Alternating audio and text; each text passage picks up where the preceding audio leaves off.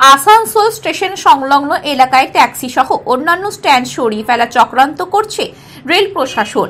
এই অভিযোগ তুলে আসানসোল স্টেশন রোডে টায়ার জ্বালিয়ে পথ অবরোধ করে বিক্ষোভ দেখালো তৃণমূলের শ্রমিক সংগঠন আইএনটিটিইউসি।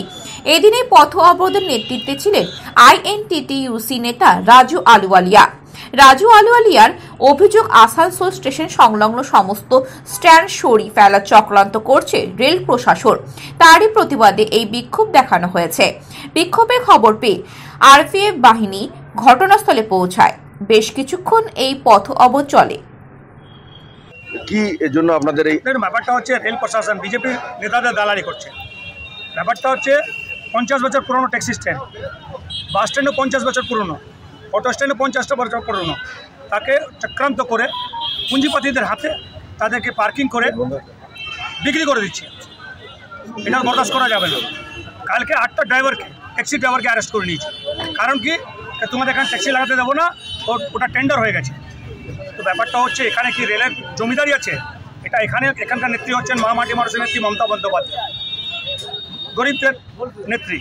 ব্যাপারটা হচ্ছে রেল প্রশাসন যেভাবে আমাদের গরিব যারা ড্রাইভার চালক যারা ট্রেনে হকারি করে তাদের উপর যেভাবে জুলুম করছে, পুঁজিপতিদের দালালি করছে, প্রমাণ হচ্ছে যে বিজেপি যে আছে রেল প্রশাসনকে পুরোপুরিভাবে পুঁজিপতিদের স্বার্থে কাজে লাগাচ্ছে।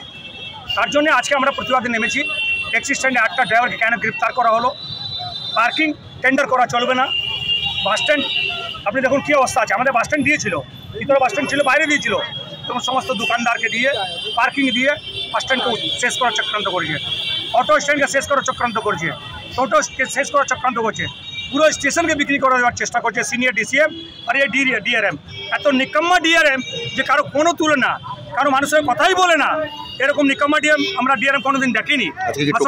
টোকেন আন্দোলন হলো আজকে আমরা আন্দোলন আজ থেকে খেলা আমরা শুরু করেছি। পশ্চিমবঙ্গের মানুষরা খেলা খেলেছিল, বিজেপিকে পশ্চিমবঙ্গ থেকে বাইরে করে দিয়েছিল, কংগ্রেস সিপিএমের সভায় করে দিয়েছিল। আজ থেকে শ্রমিকরা খেলা শুরু করেছেন রেল প্রশাসনের বিরুদ্ধে। তুই যে বিজেপি নেতাদের দালালি করছিস, গরিব শ্রমিকদের উপর যেভাবে জুলুম করছিস, তোমার বিরুদ্ধে আজকে রাস্তায় কিন্তু শ্রমিকরা নেমে গেছে। শ্রমিকরা জানিয়ে দিয়েছে কন্টিনিউ আন্দোলন চলবে। আমরা ডিআরএম অফিসে বেরোতে দেবো না যদি এভাবে জুলুম চলে। আর সিনিয়র ডিসিএম তো সরাসরি পুঁজিপতিদের বাইরে থেকে পুঁজিপতিদের নিয়ে আসছে, টেন্ডার করাচ্ছে। তুমি টেন্ডার করে এই আসানসোল রেল স্টেশন কিনে নাও, বরদাস্ত করবে না। প্রাইভেটাইজেশন স্টেশনকে করার চক্রান্ত করছে, বরদাস্ত করবো না। গরিব মানুষের রোজগার কেড়ে নেবে, বরদাস্ত করবো না। একদম আজ থেকে আন্দোলন আমরা খেলা শুরু করে দিয়েছি।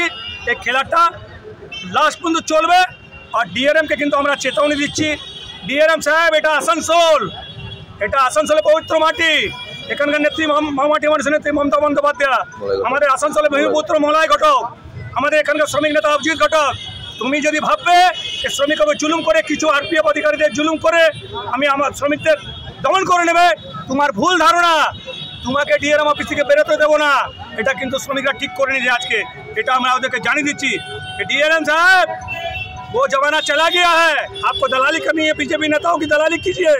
लेकिन अगर किसी तरह का भी कोई भी स्टैंड उच्छेद करने का चक्रांत करेंगे, आरपीएफ को देकर जुल्म करेंगे, तो हमारे पास भी हजारों हजार श्रमिक है, रास्ता में उतर जाएंगे।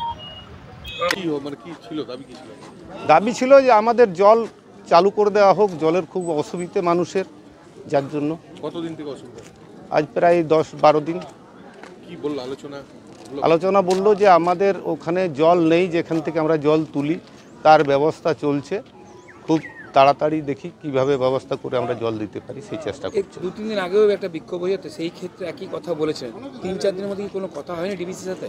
ডিবিসির সঙ্গে কথা করেছেন ওনারা, যেটা বললেন যে আমরা গিয়েছিলাম, কাল পর্যন্ত ডিবিসিতে গেছি, ওনাদেরকে জল বাড়াতে বলেছি, ওনারা বাড়ালেই আমরা জল দিতে পারি। কতদিন কি সমস্যার সমাধান করবেন আপনারা? আমাদের এখন ওই পিএইচি ট্যাঙ্কি ছাড়া তো অন্য কোনো রাস্তা নেই, ট্যাঙ্কি দিয়ে সাপ্লাই করছি। কার সাথে কথা হলো?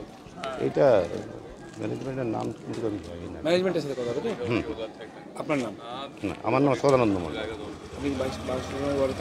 রিপ্রেজেন্টেটিভ। তাড়াতাড়ি দেখার আশ্বাস দিয়েছে? হ্যাঁ। কি বললো? উনি বললো আমাদের একটা টেন্ডার হয়েছে, সেই বড় প্রজেক্ট তৈরি হচ্ছে, আর জলের অসুবিধা হবে না, ওইটা তৈরি হয়ে গেলে। আপাতত এখন রেল আমাদের কিছুটা জল ওখানে কোনো গার্ড দিয়ে জলটা সবটাই নিয়ে নিচ্ছে, সেইটা ওনাদের সঙ্গে আলোচনা চলছে যে ওখান থেকে কিছুটা অংশ আমাদেরকে দিয়ে জলটা উঠাবার ব্যবস্থা। আপনার নাম আর পরিচয়? সদানন্দ মণ্ডল, কুণ্ডুড়ি গ্রাম।